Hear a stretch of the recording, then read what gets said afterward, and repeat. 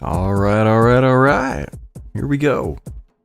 Part 19 of Project 2025, read by Douglas Wayne Ricketts. I am that guy, and you're not. I have not read ahead, so I'm not sure what we're in for this round. This heading is titled Covert Action. Covert action can be a valuable tool in helping further the president's foreign policy agenda if implemented in concert with other forms of government power. As codified in the U.S. Code, the term covert action means an activity or activities of the United States government to influence political, economic, or military conditions abroad, where it is intended that the role of the United States government will not be apparent or acknowledged publicly. The President initiates a covert action with a written finding that explains why such an action is necessary to support identifiable foreign policy objectives of the United States and is important to the national security of the United States. The statute assumes the President will use the CIA as the principal action element to achieve the objectives of covert action findings. However, the President need not feel constrained to utilize only the CIA. Each finding shall specify each department, agency, or entity of the United States government authorized to fund or otherwise participate in any significant way in such action. For example, the Department of Defense maintains certain clandestine capabilities under Title X authorities that may resemble but far exceed in scale similar capabilities outside of DoD. Generally, such DoD capabilities can be employed outside a combat theater only if they are determined to be traditional military activities. In practical terms, this means that many DoD capabilities, including those in the space and cyber domains, can be employed only after the initiation of armed conflict. Given the range of global threats that the United States faces today, the President should consider whether DoD's complete set of capabilities should be used to support potential covert actions. The problem, unfortunately, is that certain elements in the State Department, IC, and DoD trade on risk aversion or political bureaucracy to delay execution of the President's foreign policy goals. A future conservative president should therefore identify individuals on the transition team who are familiar with the implementation of covert action with a view to placing them in key NSC, CIA, ODNI, and DoD positions. These knowledgeable teams can assist in any review of current covert actions and, potentially, planning for new actions. Immediately after the inauguration, the President should task the NSC's Senior Director for Intelligence Programs with conducting a 60-day review of any current covert action findings, including their effectiveness, evaluating new covert actions that might be needed to implement the President's foreign policy goals, and reporting back to the President. Such an assessment should be conducted independently of the agencies responsible for the actions under review. As part of the review, the Senior Director for Intelligence Programs should identify which departments or agencies, such as the CIA or DoD, are best equipped to achieve the objectives set out in new and existing findings. After the 60-day review, the President should demand creative thinking and a clear strategy as to how covert action fits within the President's broader foreign policy strategy, to include possibly modifying or rescinding any current findings, drafting new findings, and streamlining or eliminating needless bureaucracy, particularly at state, to facilitate more expeditious decisions on tactical covert action. Careful thought should be given to the metrics by which the effectiveness of covert action programs will be measured to ensure the appropriate use of government resources and to guard against the possibility of covert actions being used with little scrutiny in ways that are inconsistent with overt foreign policy goals.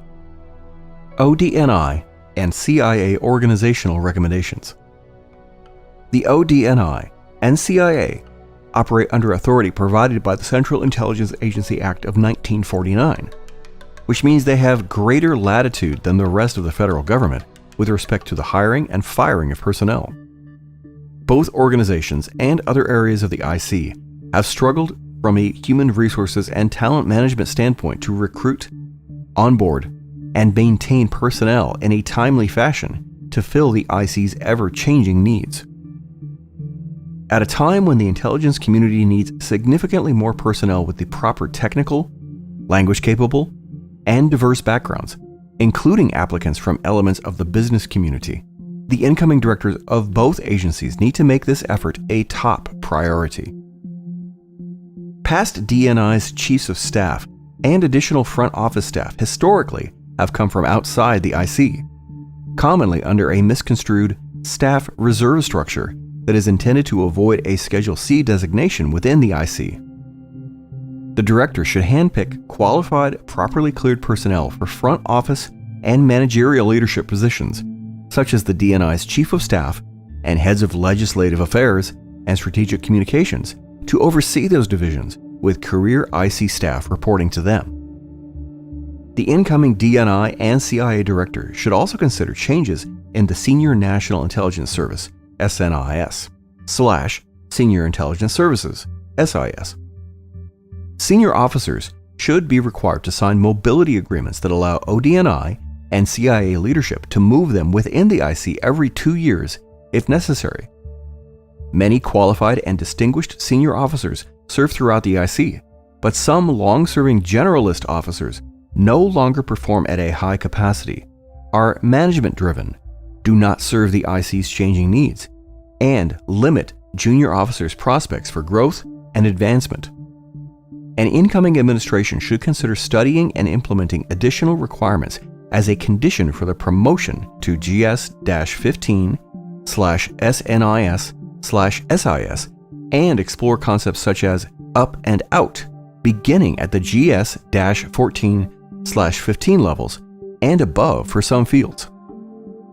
The IC should evaluate areas of bloat and underperforming cadre and work with OPM on authority for voluntary separation buyouts, allowing ODNI and CIA leadership to shrink size and reduce duplication of effort while promoting healthy turnover within their senior ranks would encourage new ideas and perspectives from mid-career officers and, potentially, from employees hired from outside their agencies.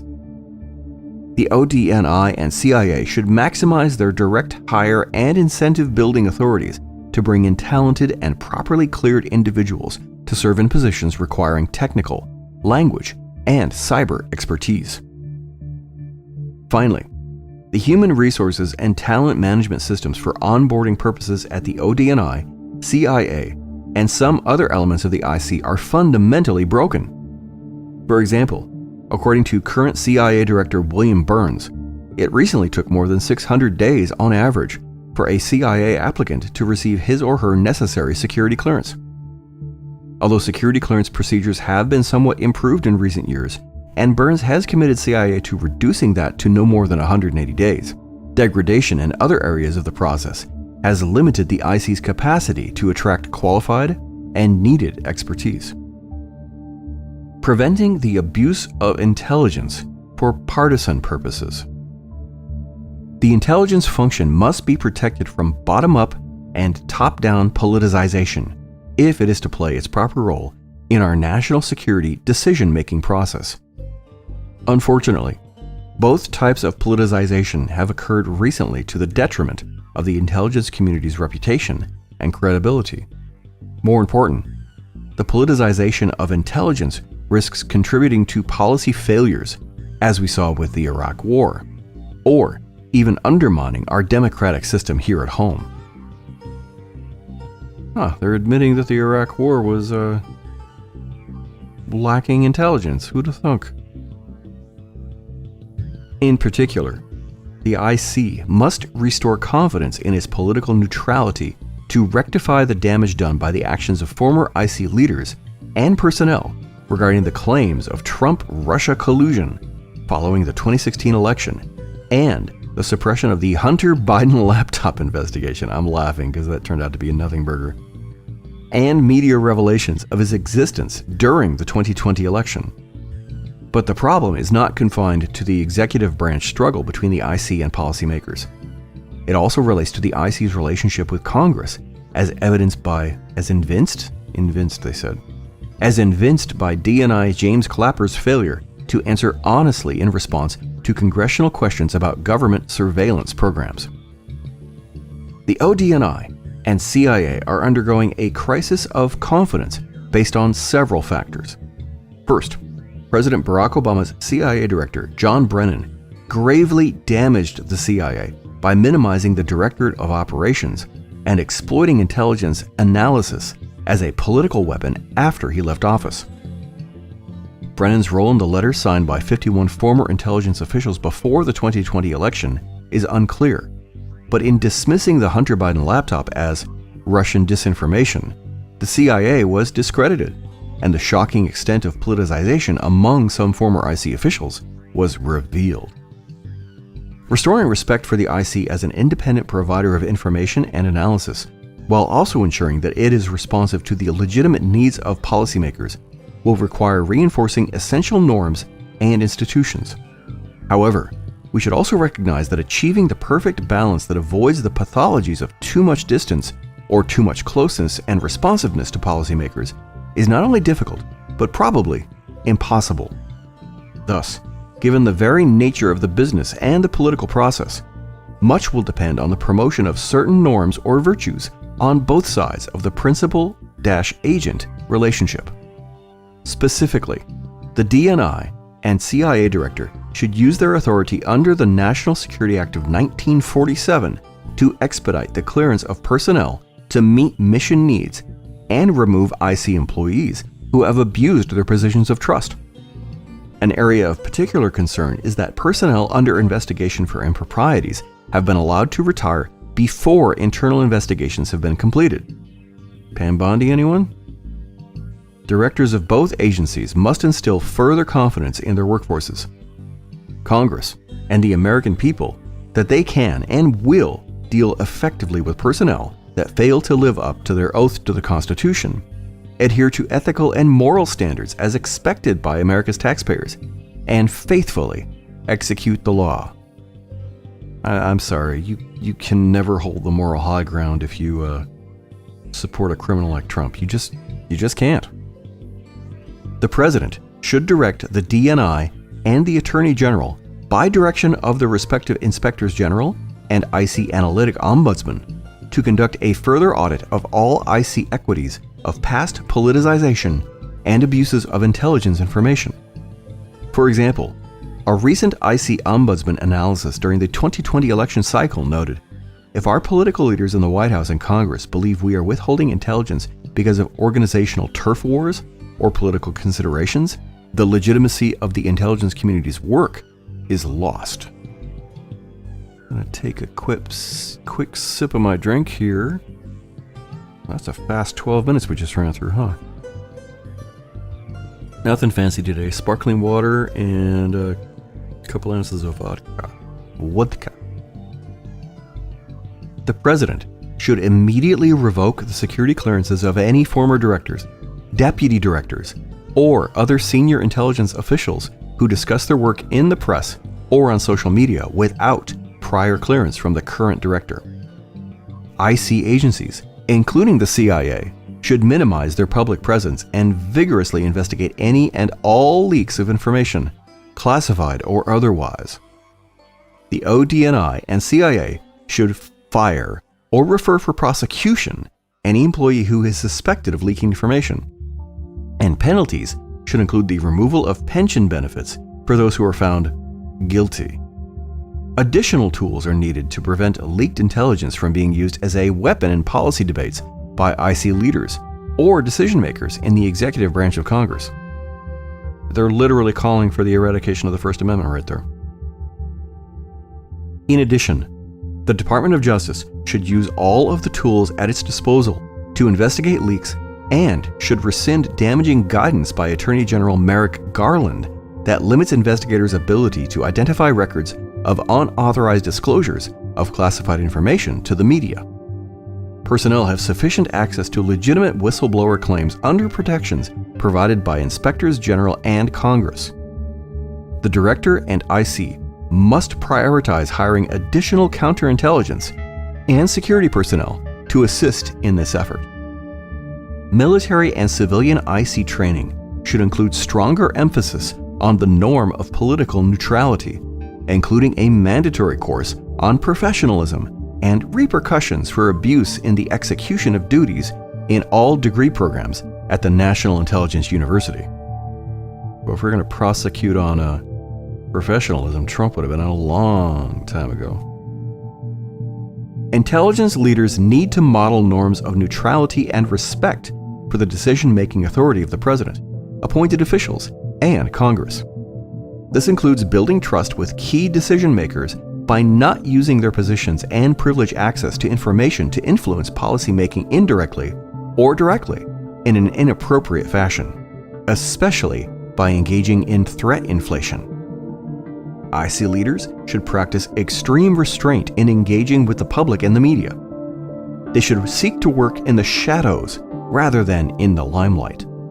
Potential restrictions on such appearances could supplement this norm, preventing political leaders from using IC officials to support an administration position as they do with military leaders. Retiring IC leaders should similarly support the neutrality norm by not becoming public figures. Congress should not use IC leaders as pawns in policy struggles with the president or the other party during their appearances before committees of the House and Senate. While Congress has a proper oversight role, it should distinguish between information that needs to be public and information that should be discussed in private with members of the IC. A DNI should call balls and strikes to those on both sides of the aisle on Capitol Hill who attempt to weaponize the use of selective intelligence to feed political narratives. Political leaders should avoid manipulation by appointment, a practice by which intelligence leaders are selected for their policy views or political loyalties instead of their skilled expertise. Presidents should also avoid public rebukes and pressure from the intelligence profession, which can include intimidation and bullying to shape IC analysis.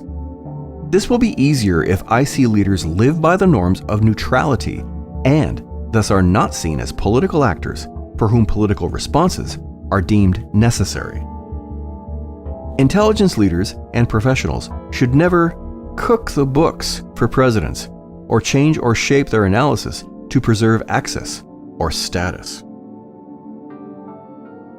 Insert your own joke about Trump's toadies here. Foreign Intelligence Surveillance Act, FISA. A future president should understand the importance of FISA, while also seeking reforms and accountability for any abuses of its authorities. When discussing FISA and what changes may need to be made, it is important to note and recognize that there are stark differences among the individual FISA authorities.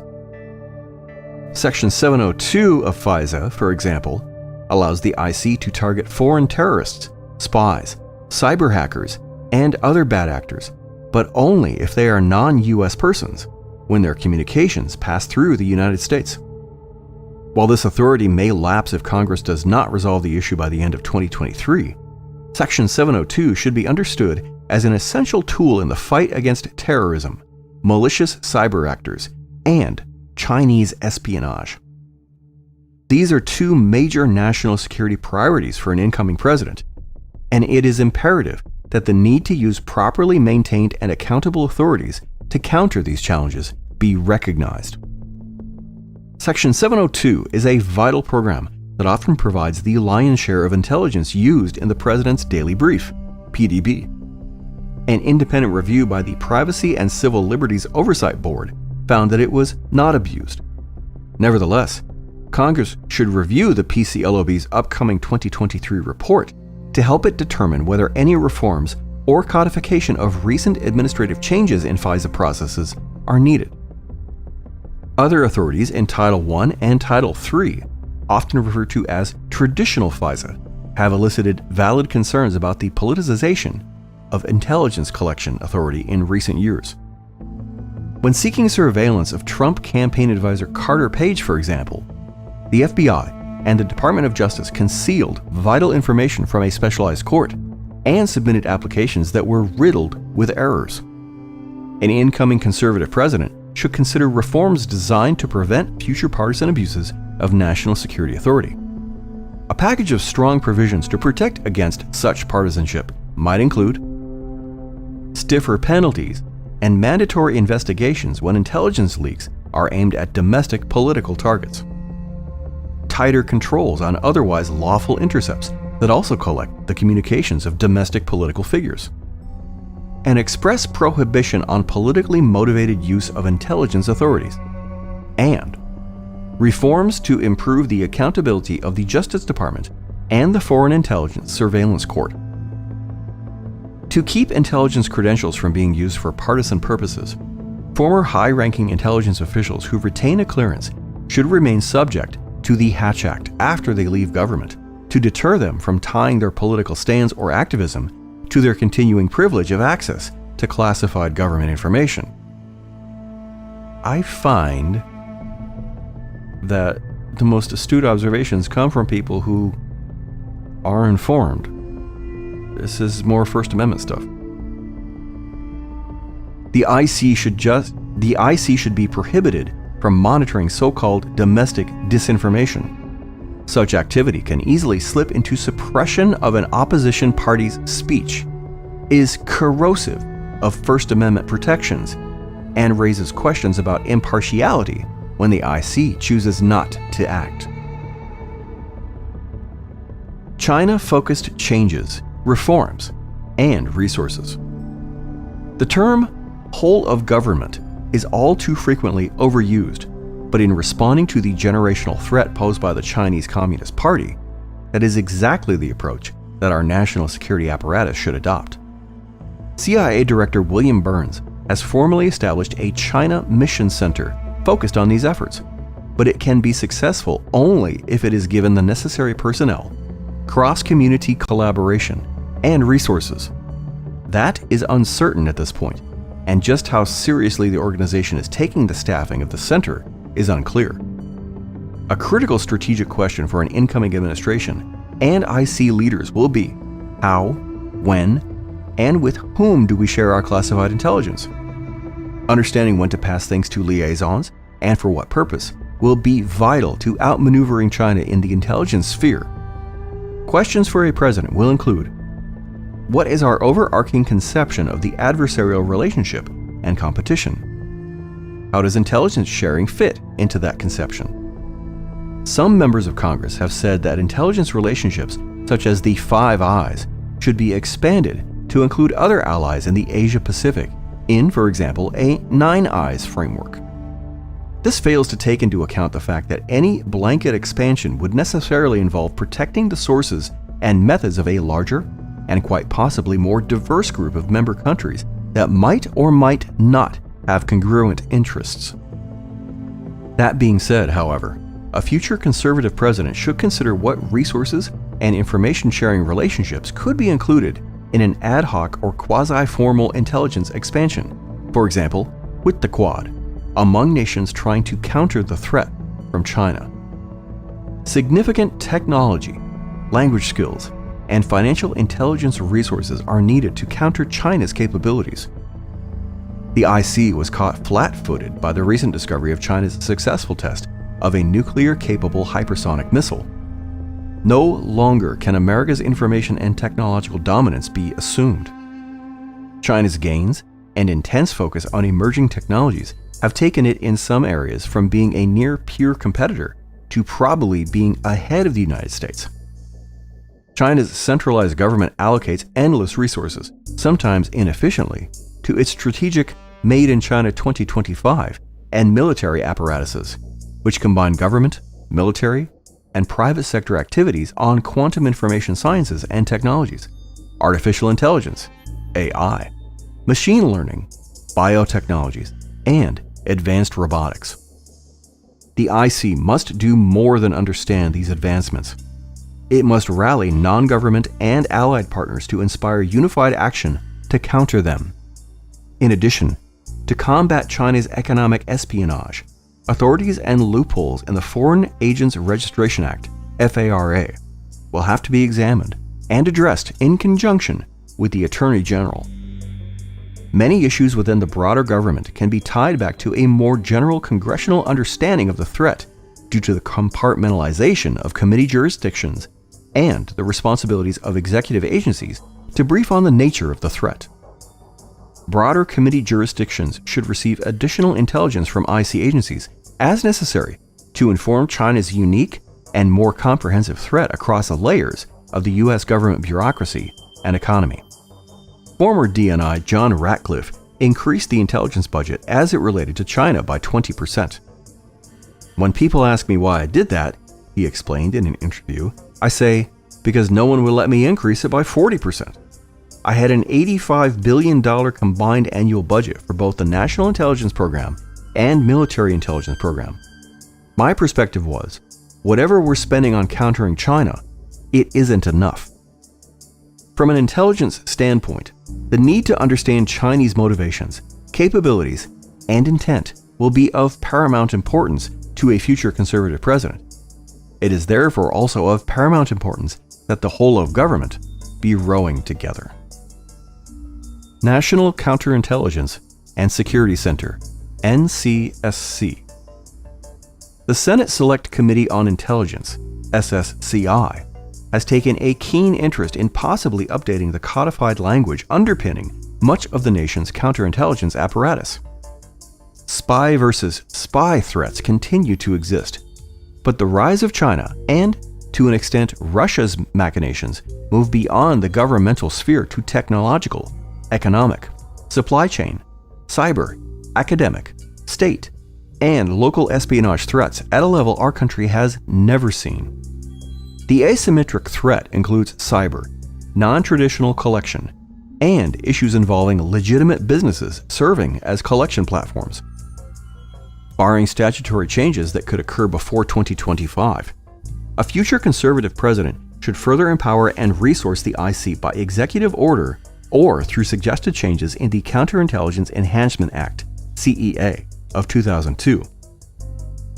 NCSC was given some authority for outreach efforts on behalf of the IC for counterintelligence education, insider threats, and broader U.S. government best practices. But there remain significant deltas between Title 50 and non-Title 50 entities' protections. Primary operational elements should remain at the FBI and CIA, with the Bureau and NCSC collaborating on non-governmental outreach. While there is no need to create a separate agency, a future president and DNI should amplify NCSC's authorities and roles with respect to counterintelligence strategy, policy, outreach, and governance, including supporting necessary joint duty assignments for FBI and CIA personnel. At the same time, the FBI requires significant additional resources and legal authorities to fulfill its statutory role as the lead operational counterintelligence agency in dealing with the ever-growing threats posed by our adversaries. The CEA should be updated to include foreign espionage efforts aimed at universities. Corporate America, technology companies, research institutions, and academia must be willing, educated partners in this generational fight to protect our national security interests, economic interests, national sovereignty, and intellectual property, as well as the broader rules-based order, all while avoiding the tendency to cave to the left-wing activists and investors who ignore the China threat and increasingly dominate the corporate world. Reinstitution of the National Security Higher Education Advisory Board and the National Security Business Alliance Council should be prioritized, with leadership from the NCSC, the FBI, or a combination of both entities. When the CCP steals at least $400 billion to $600 billion in intellectual property each year, it is time to devote some strategic thinking to exactly how and to what degree counterintelligence efforts can help protect America's commercial endeavors. If Chinese strategic technology gains are happening almost entirely in transnational commercial space, for example, and the private sector is also gathering and analyzing some critical intelligence, these essential data points should assist in national-level counterintelligence efforts. The NCSC was created in the aftermath of 9/11 as the Terrorist Threat Integration Center, TTIC, which later became the National Counterterrorism Center, NCTC, pursuant to President George W. Bush's Executive Order 13354. The NCTC was an organization of approximately 36 detainees from across the U.S. government with a mandate to integrate counterterrorism intelligence and missions, including terrorist screening. Eventually, in November 2014, the Director of National Intelligence established NCSC by combining the Office of the National Counterintelligence Executive with the Center for Security Evaluation, the Special Security Center, and the National Insider Threat Task Force to effectively integrate and align counterintelligence and security mission areas under a single organizational construct. The Director of NCSC serves in support of the DNI's role as Security Executive Agent to develop, implement, oversee, and integrate personnel security initiatives throughout the U.S. government. NCSC has added value in such areas as fusing cross-community intelligence for terrorism watchlisting purposes and improving information sharing while carrying roughly half of the overall cadre for the ODNI. An incoming administration should focus NCTC on integrative tasks, many of which cannot be carried out elsewhere in the IC, but should not use personnel and resources for redundant analysis that duplicate the work of such other IC entities as the FBI and CIA. Whew. Alright, I'm going to stop there for today. We are up to page 251 of this 920-page PDF. The next section is called Additional Areas for Reform: Analytical Integrity. This recording and all other recordings related to this Project 2025 reading are copyrighted by Douglas Wayne Ricketts. All rights reserved. Unless you agree with me that Project 2025 sucks, then please feel free to use as much of this reading as you want. Thanks for listening.